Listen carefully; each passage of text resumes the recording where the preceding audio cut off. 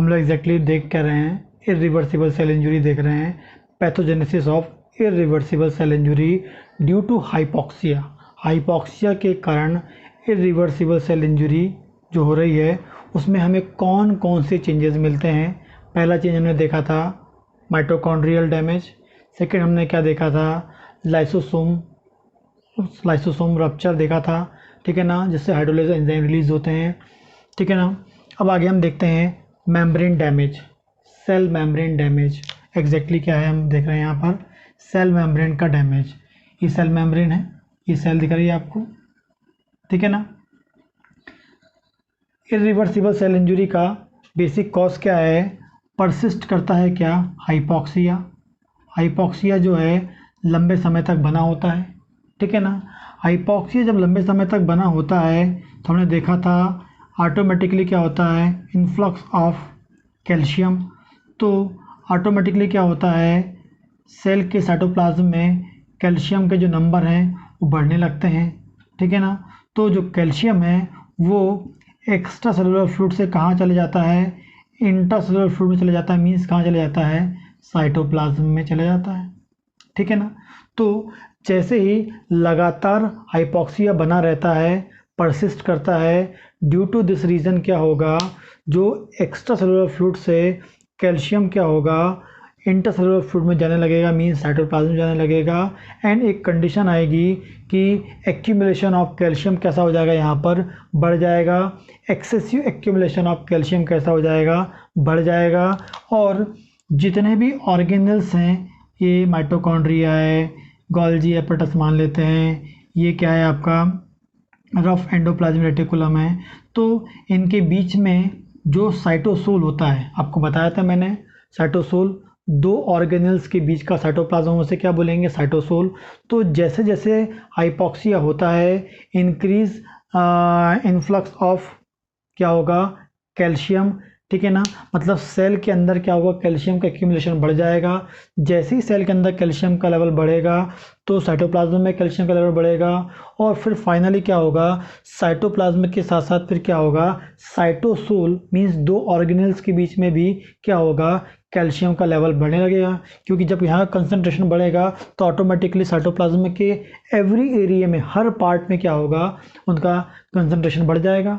तो जैसे ही साइटोसोल में कैल्शियम का लेवल इंक्रीज होता है, तो मीन्स दो ऑर्गेनल्स के बीच की बात कर रहा हूँ, तो जैसे ही साइटोसोल के पास भी या साइटोसोल में भी कैल्शियम का लेवल इंक्रीज होता है तो वहाँ पर एक इम्पॉर्टेंट एंजाइम होता है।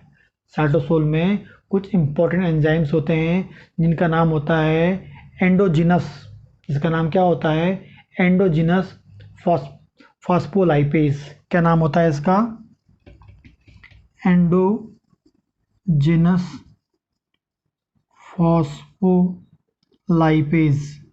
ये एक एंजाइम होता है, एंडोजिनस फॉस्फोलाइपेज एंजाइम होता है। और ये एंडोजिनस जो फॉस्फोलाइपेज एंजाइम है, due to calcium normal condition में क्या होता है, कैल्शियम साइटोसोल में नहीं होता है, ठीक है ना।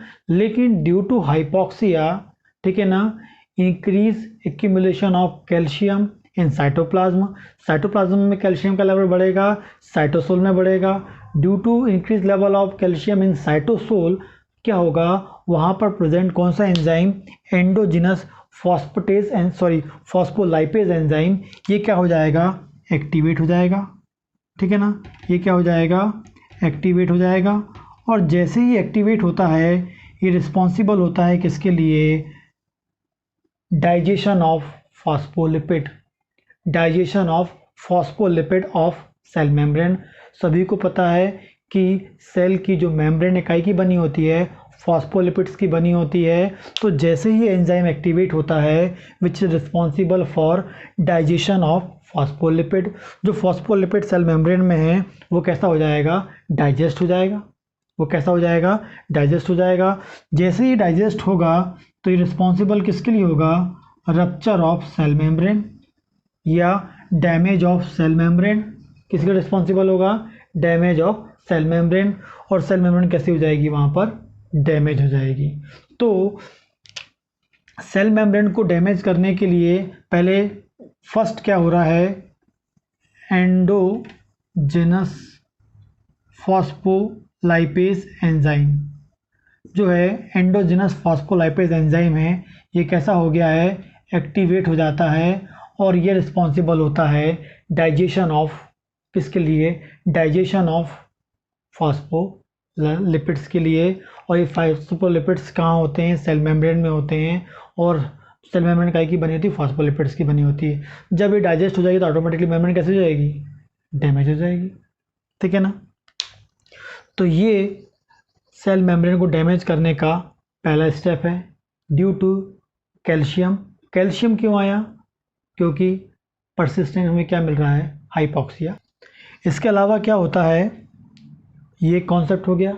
सेकंड, मैंने आपको बताया था कि जो माइटोकॉन्ड्रिया होता है वो भी डैमेज हो गया है। माइटोकॉन्ड्रिया क्यों डैमेज हो गया है, ड्यू टू कैल्शियम, बता चुका हूँ मैंने आपको। जब माइटोकॉन्ड्रिया डैमेज हो जाएगा तो एनर्जी नहीं बनेगी, जब एनर्जी नहीं बनेगी तो लिपिड सिंथेसिस जो होनी है बॉडी के अंदर, सॉरी सेल के अंदर जो लिपिड सिंथेसिस होती है, जो फॉस्फोलिपिड का फॉर्मेशन होता है, एग्जैक्टली फॉस्फोलिपिड का फॉर्मेशन कहाँ पर होता है, आपको बताया था मैंने। एग्जैक्टली फॉस्फोलिपिड या लिपिड का जो फॉर्मेशन है वो होता है स्मूथ एंडोप्लाज्मिक रेटिकुलम। मैंने आपको बताया था कि स्मूथ एंडोप्लाज्मिक रेटिकुलम से स्टेरॉइड्स फॉर्म होते हैं। स्टेरॉइड्स भी क्या होता है, लिपिड इन नेचर का होता है, मींस लिपिड का ही बना होता है। फाइनली हम ये कह सकते हैं कि जो स्मूथ एंडोप्लाज्मिक रेटिकुलम होते हैं वो फॉस्फोलिपिड्स को फॉर्म करते हैं, ठीक है ना। यदि बाई चांस ये मेम्ब्रेन डैमेज होती है, ठीक है ना, और यदि हमारा स्मूथ एंडोप्लाज्मिक रेटिकुलम अच्छा काम करेगा तो वो लिपिड आएगा, फॉस्फोलिपिड आएगा और वो इसे रिपेयर कर देगा। लेकिन यहाँ पर तो स्मूथ एंडोप्लाज्मिक रेटिकुलम भी काम नहीं कर रहा है। क्यों नहीं कर रहा है, क्योंकि माइटोकॉन्ड्रिया भी क्या हो गया है, डैमेज हो गया है। Mitochondria damage, decrease formation of ATP, ATP का फॉर्मेशन कम हो गया, स्मूथ एंडोप्लाज्मिक रेटिकुलम का फंक्शन कैसा हो गया, डिक्रीज हो गया, इम्बैलेंस हो गया। फिर क्या हो जाएगा, डिक्रीज फॉर्मेशन ऑफ क्या हो जाएगा, फॉस्फोलिपिड, एंड फाइनली हमें क्या मिलेगा, सेल मेम्ब्रेन डैमेज, ठीक है ना। तो सेल मेम्ब्रेन डैमेज के लिए पहला कॉन्सेप्ट मैंने क्या बताया, फॉस्फो जो एंडोजिनस फॉस्फोलाइपेज एंजाइम वो एक्टिवेट हो गया ड्यू टू कैल्शियम। दूसरा क्या रीज़न बता रहा हूँ मैं आपको, सेकंड जो मोस्ट इंपॉर्टेंट बता रहा हूँ क्या, कि due to functional imbalance of smooth endoplasmic reticulum. Smooth endoplasmic reticulum का फंक्शन कैसा हो गया, इम्बैलेंस हो गया। क्यों, क्योंकि उसके पास एटीपी नहीं, एटीपी होगी तभी तो काम करेगा, एटीपी नहीं क्योंकि माइटोकॉन्ड्रिया डैमेज। तो hypoxia, persistent hypoxia, mitochondria damage, ATP formation कैसी हो जाएगी, जीरो हो जाएगी, ठीक है, डिक्रीज एटीपी फॉर्मेशन। फिर क्या हो जाए, decrease function of smooth endoplasmic reticulum, decrease formation of phospholipid, and फिर क्या हो जाएगा, जो आपका जो सेल मेम्ब्रेन है वो जो डैमेज हुई है वो रिपेयर नहीं हो पाएगी, वो डैमेज ही रहेगी, ठीक है ना। तो ये दो मोस्ट इंपॉर्टेंट चीज़ हो गई, ठीक है ना। फिर आगे हम बात करते हैं, थर्ड हम देखते हैं, जैसे साइटोप्लाज्म में कैल्शियम अंदर जाता है, परसिस्टेंट हाइपॉक्सिया होता है, कैल्शियम अंदर चले गया है। ये जो कैल्शियम जिसने एंडोजिनस फॉस्फोलाइपेज को एक्टिवेट किया था, वैसे ही इस साइटोप्लाज्म में प्रेजेंट होता है एक और एंजाइम, मोस्ट इंपॉर्टेंट एंजाइम का नाम होता है intra cellular protease. Intra cellular protease ये एंजाइम भी कैसा होता है, इनएक्टिवेट फॉर्म में होता है। लेकिन जैसे ही कैल्शियम का एक्यूमुलेशन बढ़ता है और जैसे ही कैल्शियम के संपर्क में आता है या कैल्शियम से अटैच होता है या कैल्शियम इससे अटैच होता है, क्या करता है, इस प्रोटीएज एंजाइम क्या कर देता है, वो एक्टिवेट कर देता है। तो ये इंट्रासेलुलर जो प्रोटीएज एंजाइम है ये क्या हो जाएगा, एक्टिवेट हो जाएगा और responsible for digestion of protein of cell membrane. सभी को पता है जो सेल मेम्ब्रेन है उसमें क्या होते हैं, प्रोटीन होते हैं, बहुत सारे प्रोटीन होते हैं जो अलग अलग फंक्शन करते हैं। इन प्रोटीन को कौन डाइजेस्ट कर लेगा, कौन डाइजेस्ट कर लेगा, इंट्रासेलुलर प्रोटीएज एंजाइम डाइजेस्ट कर लेगा। ये क्यों डाइजेस्ट करेगा, क्योंकि ये एक्टिवेट हो गया। क्यों एक्टिवेट हो गया, क्योंकि वहाँ पर क्या मिल रहा है मुझे, कैल्शियम। कैल्शियम क्यों मिल रहा है, क्योंकि मुझे वहाँ पर क्या मिल रहा है, परसिस्ट क्या मिल रहा है, हाइपॉक्सिया मिल रहा है, ठीक है ना। ये थर्ड कॉन्सेप्ट हो गया। फोर्थ एक और कॉन्सेप्ट होता है कि सभी को पता है, यदि बाई चांस ये मेम्ब्रेन डैमेज हो रही है और प्रोटीन डाइजेस्ट हो रहा है, मान लेते हैं मेम्ब्रेन डैमेज हो रही है, तो उस प्रोटीन जहाँ डैमेज हुआ है मेम्ब्रेन, वहाँ प्रोटीन को रिपेयर कर सकते हैं किसकी हेल्प से, रफ एंडोप्लाज्मिक रेटिकुलम जो क्या करता है, प्रोटीन सिंथेसिस करता रहता है। लेकिन due to hypoxia, due to damage of mitochondria, due to deficiency of ATP, ठीक है ना, decrease function of rough endoplasmic reticulum, decrease formation of protein, decrease हो जाएगा क्या, फॉर्मेशन ऑफ प्रोटीन, और ये मेम्ब्रेन कैसी हो जाएगी, रिपेयर नहीं हो पाएगी। रिपेयर नहीं होगी तो कैसी रहेगी, वो डैमेज ही रहेगा, ठीक है ना।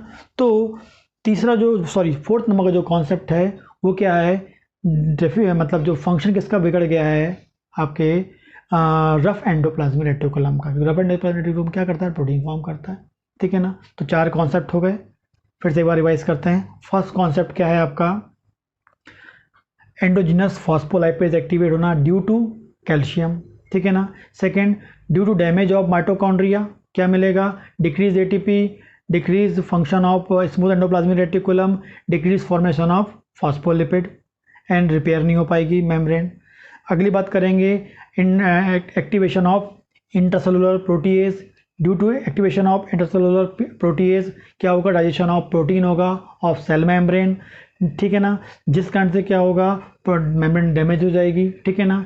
एंड ऑल्सो क्या है, जो आपका रफ एंडोप्लाज्मिक रेटिकुलम है उसका फंक्शन भी कैसा हो जाएगा, डिक्रीज हो जाएगा। क्यों डिक्रीज हो जाएगा, क्योंकि एटीपी फॉर्म नहीं हो रही। एटीपी क्यों नहीं फॉर्म हो रही, क्योंकि माइटोकॉन्ड्रिया वहाँ पर डैमेज है, इस कारण से एटीपी नहीं बनेगी, रफ एंडोप्लाज्मिक रेटिकुलम काम नहीं करेगा, प्रोटीन फॉर्म नहीं होगा, प्रोटीन आपका क्या है, फाइनली मेम्ब्रेन को रिपेयर नहीं कर पाएगा, मेम्ब्रेन कैसी मिलेगी, डैमेज मिलेगी। 4 कॉन्सेप्ट हो गए, ठीक है ना। एग्जैक्टली जो प्रोटीन जब डाइजेशन होता है वो एग्जैक्टली क्या करता है, साइटोस्केलेटल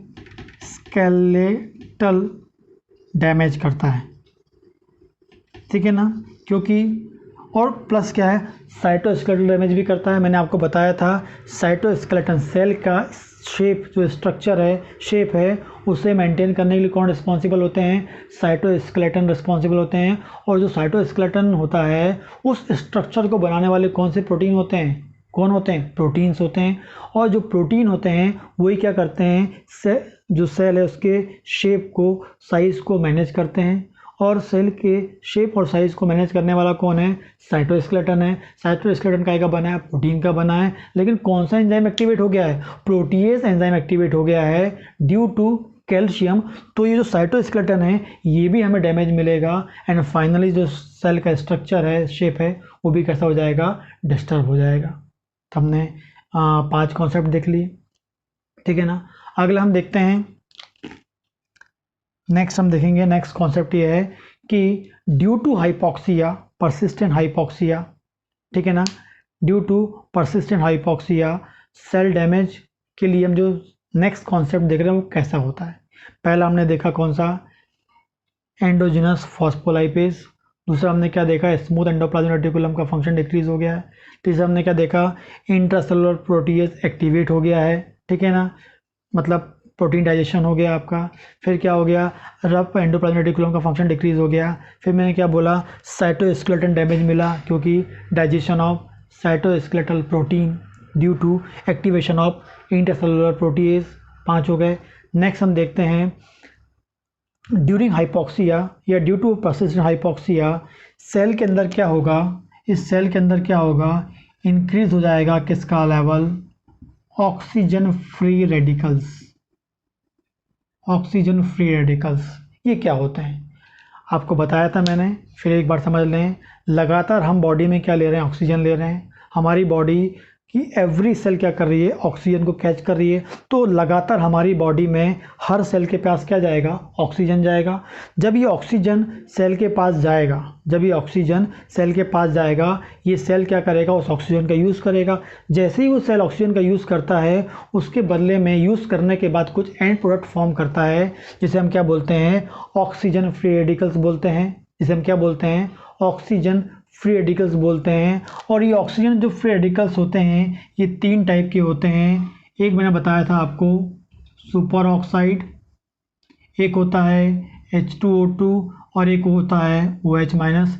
इन तीनों को हम क्या बोलते हैं? ऑक्सीजन फ्री रेडिकल्स बोलते हैं। जैसे ही एवरी सेल उस ऑक्सीजन को कैच करेगा, जैसे ही वो कैच करता है उसके बदले में क्या फॉर्म कर लेगा? वहाँ पर ऑक्सीजन फ्री रेडिकल्स बनेंगे और हर सेल के अंदर क्या बनता है? ऑक्सीजन फ्री रेडिकल्स बनता है। लेकिन इस ऑक्सीजन फ्री रेडिकल्स को न्यूट्रलाइज करने के लिए हेल्दी नॉर्मल सेल के पास क्या होता है? पेरोक्सीसोम होता है। कौन होता है? पेरोक्सीसोम होता है, ठीक है ना। तो पेरोक्सीसोम यहाँ पर होगा, ये ऑक्सीजन फ्री रेडिकल्स को कर देगा, न्यूट्रलाइज कर देगा, ठीक है ना।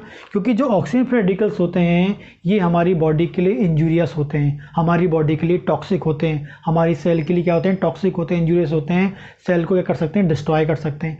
लेकिन due to hypoxia persistent hypoxia क्या होगा? माइटोकॉन्ड्रियल डैमेज, एटीपी फॉर्मेशन कैसा हो जाएगा? जीरो हो जाएगा। डेफिशिएंसी ऑफ एटीपी, पेरोक्सीसोम का जो फंक्शन भी कैसा हो जाएगा? डेफिशिएंट हो जाएगा।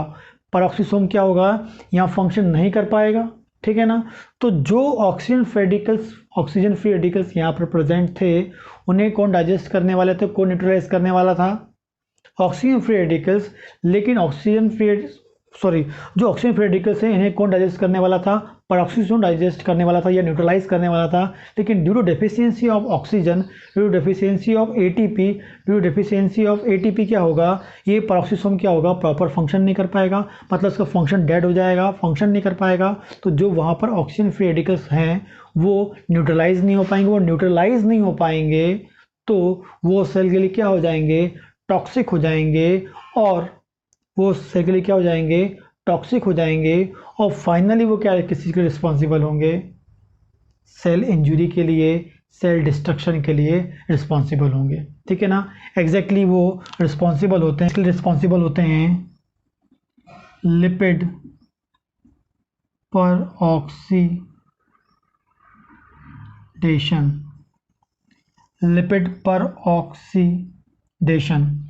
लिपिड पर ऑक्सीडेशन की प्रोसेस के लिए रिस्पॉन्सिबल होते हैं। ये लिपिड पर ऑक्सीडेशन क्या होता है? जब भी हम लिपिड पर ऑक्सीडेशन की बात करेंगे that means destruction of phospholipids. जब भी मैं लिपिड पर ऑक्सीडेशन की प्रोसेस की बात करूंगा, लिपिड पर ऑक्सीडेशन प्रोसेस दैट मीन्स क्या है? लिपिड डिस्ट्रक्शन, फॉस्फोलिपिड का डिस्ट्रक्शन। तो ऑक्सीजन फ्री रेडिकल्स क्या करते हैं? लिपिड पर ऑक्सीडेशन करते हैं, मीन्स फाइनली क्या करते हैं? फॉस्फोलिपिड डिस्ट्रक्शन कराते हैं। और ये भी क्या करेंगे? सेल मेम्ब्रेन क्या कर देंगे? डैमेज कर देंगे। एंड ये भी रिस्पॉन्सिबल किसके लिए होगा? सेल मेम्ब्रेन को डैमेज करने के लिए क्या होगा? रिस्पॉन्सिबल होगा, ठीक है ना। तो टोटल हमने 6 कॉन्सेप्ट्स देखे जो सेल मेम्ब्रेन को डैमेज करने के रिस्पॉन्सिबल होते हैं। पहला है कौन सा? आपका एंडोजिनस फॉस्फोलाइपेज। सेकेंड क्या है आपका? स्मूथ एंडोप्लाज्मिक रेटिकुलम का फंक्शन डिक्रीज हो जाना। थर्ड है activation of intracellular protease enzyme, ठीक है ना, जो क्या करेगा? प्रोटीन डाइजेशन कर देगा। नेक्स्ट हम क्या बोलेंगे? रफ एंडोप्लाज्मिक रेटिकुलम का फंक्शन भी कैसा हो जाएगा? डेफिशिएंट हो जाएगा। फिर नेक्स्ट क्या है? Due to activation of intracellular protease cytoskeletal damage हो जाएगा क्योंकि प्रोटीन का बना है। नेक्स्ट मैंने क्या बोला? पेरोक्सीसोम डैमेज होने के कारण क्या हो गया? जो वहाँ पर प्रेजेंट जो थोड़े बहुत भी ऑक्सीजन फ्री रेडिकल्स थे वो भी हमारी बॉडी के लिए टॉक्सिक होते हैं, मतलब सेल के लिए। तो ड्यू टू पेरोक्सीसोम डैमेज हो जाएगा, जिस कारण से क्या होगा? ये जो ऑक्सीजन फ्री रेडिकल्स हैं ये क्या करेंगे? न्यूट्रलाइज नहीं हो पाएंगे। तो ये सेल के अंदर का जो ऑक्सीजन फ्री रेडिकल्स है वो क्या करेगा? लिपिड पर ऑक्सीडेशन के लिए रिस्पॉन्सिबल होगा। एंड लिपिड पर ऑक्सीडेशन जो होता है एग्जैक्टली उसका मीनिंग क्या होता है? डिग्रेडेशन ऑफ फॉस्फोलिपिड्स, लिपिड्स का टूटना, लिपिड्स को तोड़ने के लिए वो रिस्पॉन्सिबल होता है, जिससे फाइनली क्या होगी? पूरी मेम्ब्रेन डैमेज हो जाएगी और सेल कैसी हो जाएगी? रप्चर हो जाएगी। तो ये एक most important, very most important change मिलता है during pathogenesis of irreversible cell injury. जब भी इरिवर्सिबल सेल इंजरी होती है उसमें ये मोस्ट इम्पॉर्टेंट चेंजेस मिलता है, सेल मेम्ब्रेन डैमेज। और सेल मेम्ब्रेन डैमेज के मैंने आपको टोटल 6 स्टेप्स बताए, 6 कॉन्सेप्ट्स बताए। इन 6 जो कॉन्सेप्ट्स हैं, इन कॉन्सेप्ट्स के थ्रू क्या होता है? सेल मेम्ब्रेन कैसी होती है? डैमेज होती है।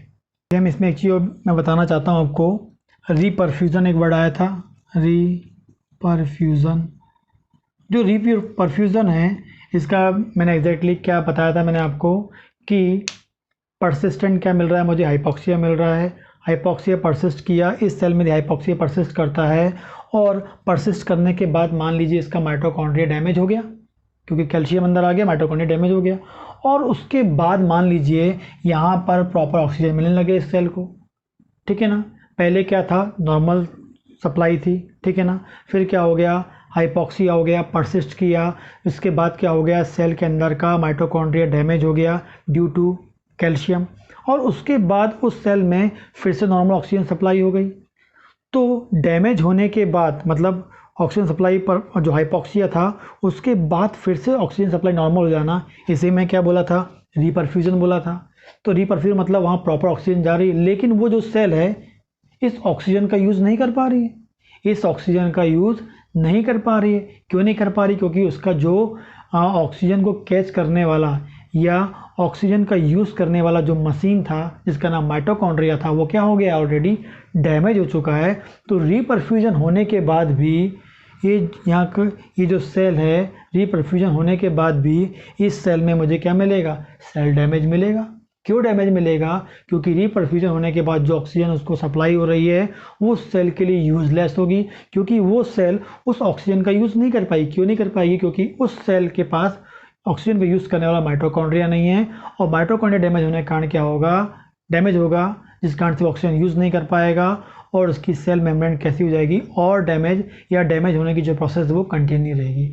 रीपरफ्यूजन होने के बाद भी सेल मेम्ब्रेन कैसी हो जाएगी, डैमेज होती रहेगी, डिस्ट्रॉय होती रहेगी, ठीक है ना। कोई आपसे कोई क्वेश्चन पूछता है कि रीपरफ्यूजन होने के बाद भी सेल में डिस्ट्रक्शन क्यों बना है, तो सिर्फ आपको एक ही आंसर देना है, डिस्ट्रक्शन ऑफ या डैमेज ऑफ माइटोकॉन्ड्रिया।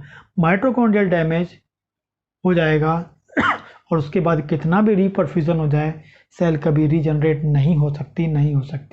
मीन्स क्या हो जाएगा, cell death, cell destruction, cell death. Irreversible cell injury exactly क्या है, सेल डेथ। हमें क्या मिलेगा वहाँ पर, एग्जैक्टली सेल डेथ, ठीक है ना। तो ये कुछ कॉन्सेप्ट हैं जो रिस्पॉन्सिबल होते हैं सेल डैमेज को करने के लिए। तो ये भी एक इम्पॉर्टेंट जो है सेल डैमेज, ये हमें इरिवर्सिबल सेल इंजरी में मिलता है।